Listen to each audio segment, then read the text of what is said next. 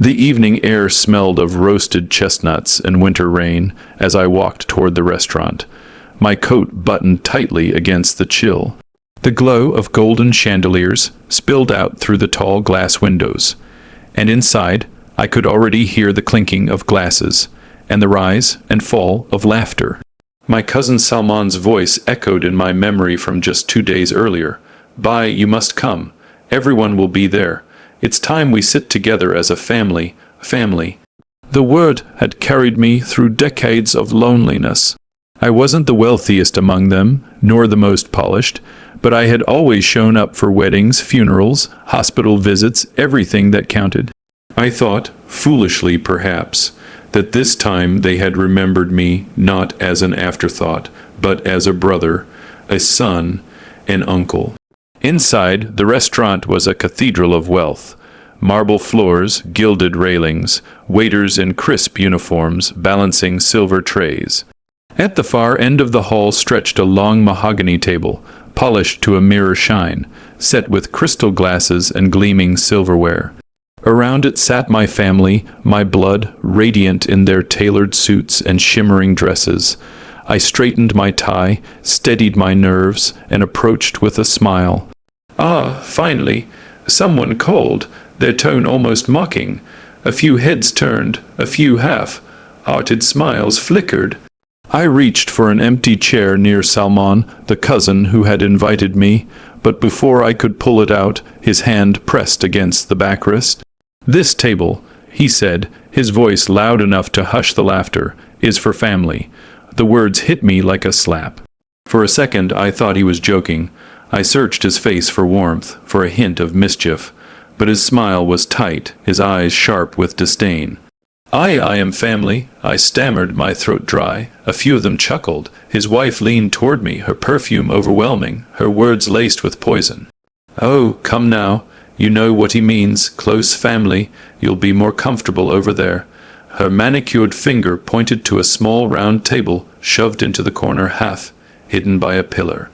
A table already set with one plate, one napkin, as though they had planned my exile long before I arrived. I looked around, waiting for someone, an uncle, an aunt, even one of my cousins, to speak up, to say this was wrong. But no one did. Eyes dropped to menus, conversations resumed. They had chosen silence over me. Heat flooded my face. My smile faltered. I forced a nod, of course. I whispered, the words burning my tongue. I walked to the lonely corner table, my footsteps echoing too loudly in my ears. The waiter pulled out the chair for me with a look I could not decipher. Pity, perhaps. I sat, facing the long mahogany table where my blood laughed and dined without me. From my seat I could see everything, the clinking of glasses raised in toasts I wasn't part of, the plates of lamb and seafood passed hand to hand, the way they leaned toward each other, whispering secrets I would never hear. My own plate arrived late, lukewarm, dropped before me without ceremony. Every bite I took tasted of ashes. I tried to swallow my hurt, to tell myself it didn't matter, that I was here, at least in the same room. But humiliation is not something one swallows easily. It lodges in the throat, heavy, unyielding. And as I sat there, a guest at my own family's gathering, yet treated like a stranger, a single thought pressed into my mind like a brand. They had shown me my place tonight. But they had no idea what it had cost me to sit quietly, and they had no idea what this betrayal was planting in my heart. The night dragged on, each minute heavier than the last. From my corner, I watched them leave a life I was never allowed to touch. Their laughter rolled across the restaurant like a thundercloud, filling every space that should have been mine. Waiters brought platter after platter to their long table, steaming roasted lamb, lobster tails glistening with butter, bottles of wine older than me. I could see the delight in their faces, the careless way they ordered without looking at prices, as though money grew from the soil under their feet. And there I sat, my single plate growing cold, the food tasting of nothing but bitterness. My fork clinked against porcelain, each sound reminding me how alone I was. Every so often, I caught someone glancing my way, An aunt, with painted lips, whispering to her daughter. A cousin, smirking over his wine glass. I had become the evening's entertainment, the poor relative in the corner pretending to belong. I told myself to endure it, to finish my meal quietly, pay my share, and leave with my dignity intact. But fate had other plans. When the night finally waned, the family leaned back in their chairs, flushed with food and wine. Laughter softened into contented sighs, and then, with a practiced bow, the head waiter approached a silver tray in his hands. He stopped not at the long table, but at mine. "Sir," he said gently, setting down the leather folder before me. I frowned. There must be some mistake.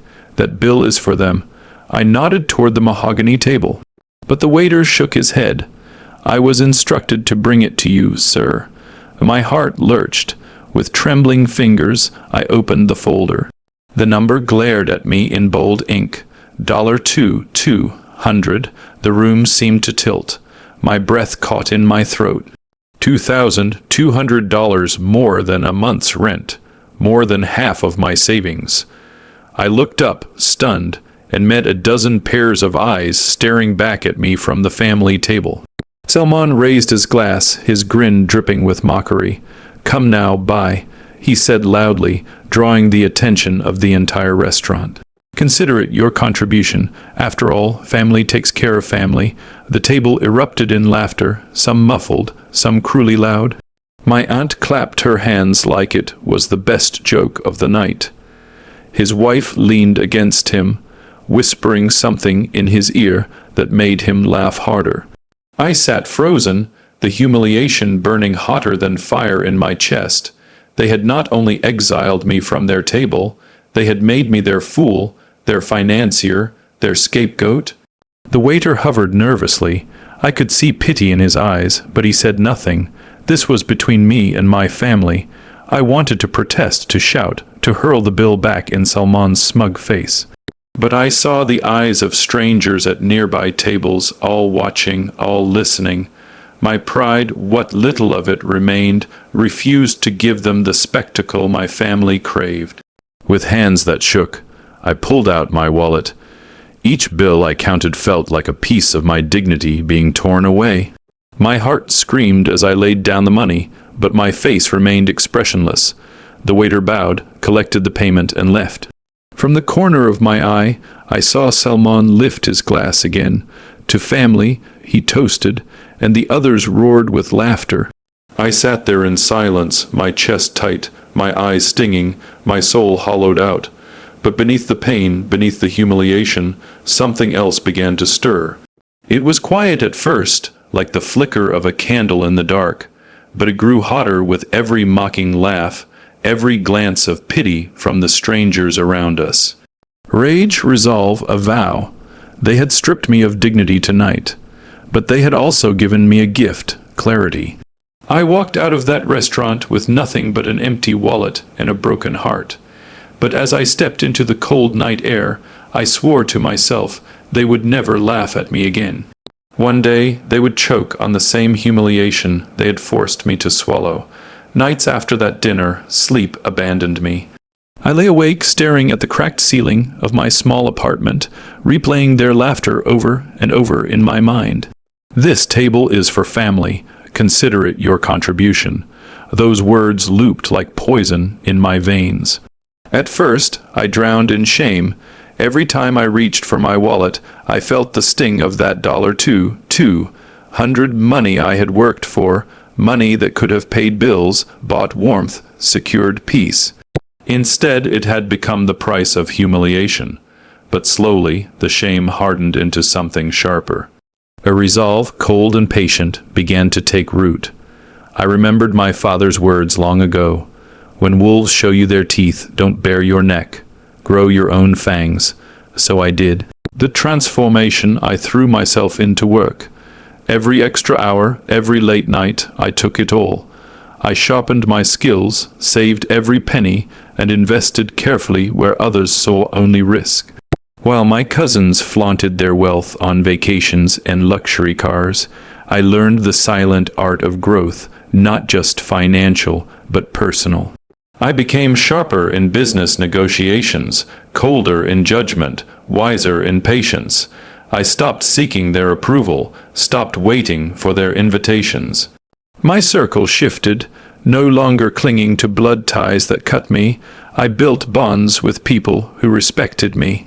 Years passed, and with each one, my stature rose. Deals closed, investments flourished, and soon the same restaurant that had witnessed my humiliation now welcomed me as a respected patron, the kind they bowed twice for. But money wasn't enough. Money could buy comfort, yes, but not closure. What I wanted, what I needed, was balance. And balance meant revenge. Discovering their weakness, it started innocently. A casual conversation with an old acquaintance revealed that Salman's empire wasn't as golden as it seemed. His businesses were riddled with debt, his lifestyle sustained by loans and empty bravado. Intrigued, I dug deeper. Quietly, discreetly. Public records, whispered gossip, overlooked documents. Piece by piece, I uncovered the cracks. Fraudulent accounts, unpaid taxes, land tied up in disputes, and it wasn't just him. The others, too, the very relatives who had laughed the loudest that night, were neck deep in scandals. One had laundered money through a fake charity. Another was covering gambling debts with family funds. They were all balancing on thin ice, painting pictures of wealth while drowning in secrets. I kept it all. Every receipt, every file, every whisper. I stored it like a dragon hoarding treasure, except my treasure was their downfall. The perfect stage revenge is not a blade you swing wildly. It is a scalpel, precise, deliberate, patient. I waited, I watched, and when the opportunity came, I seized it. A grand reunion was announced, a gala dinner to celebrate Salman's 50th birthday. Invitations flooded the family. This time, however, no one called me, but I didn't need an invitation anymore. By then, I was no longer the poor relative in the corner. I owned properties, businesses, and had allies in high places. The restaurant they had chosen for the gala, one of my recent investments, the staff, the management, they were mine.